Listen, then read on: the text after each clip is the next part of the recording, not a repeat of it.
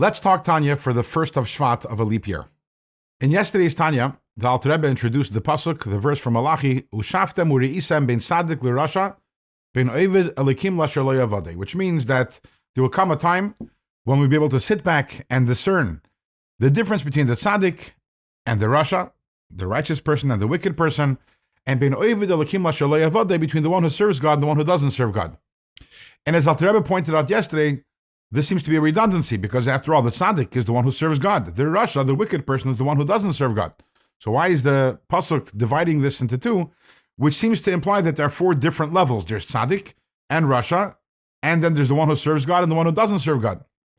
So in yesterday's Tanya, we explained the difference between the tzaddik and the one who serves God. The tzaddik, as the Alter Rebbe explained in Tanya over the last few chapters, the tzaddik is the person who is the perfect person, not only in behavior, but also inside, in terms of their feelings, their emotions, their intellect. This is a person who doesn't struggle. And the Oived Elokim, the one who serves God, is the one who is actually serving God, the one who's doing the work, because that person has not yet vanquished their animal soul, and therefore there's a lot of work to be done, and that would be the Beinoni, the one who does the right thing, but still has to work hard in order to do the right thing. But that still leaves us with the question, what is the difference between the rasha, the wicked person, and the one who doesn't serve God? So today the Alter Rebbe explains, the wicked person is the rasha, again, whom we discussed over the last while. That's someone who sins, and depending on how bad of a rasha the person is, maybe the person sins once in a while or sins more often, but that's the rasha, the person who actually fails in the area of thought, speech, and action. And then you have the lo yavadi, the one who doesn't serve God. The one who does not serve God is not a rasha, because the one who doesn't serve God never does any sins. So you're asking, if the person never sins, never fails in thought, speech, and action, why is that person called a lo yavadi? Why is that person called someone who doesn't serve God? And Dr. Rebbe says something very interesting. And that is that just because you do the right thing doesn't mean that you're serving God. Serving God, avoida, the word avoida, service, means that you're working for it. And some people, they can be doing the right thing and it doesn't require work. And why is that? Because there are some people who are intellectually inclined. They're not pleasure-driven. They actually enjoy studying Torah all the time. They're colder people. They're not so passionate. They don't look around the world with eyes filled with desire.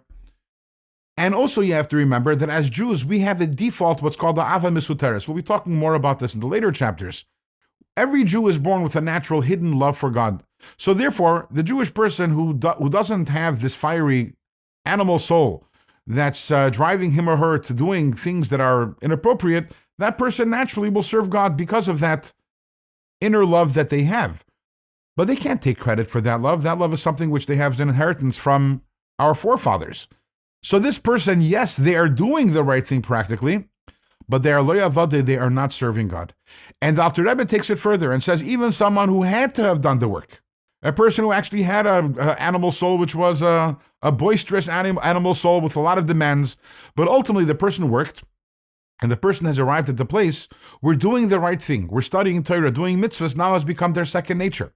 At this point in time, this person also is not serving God, because ultimately they're right now relying on their second nature, unless the person decides to go beyond their nature and go beyond their current comfort zone.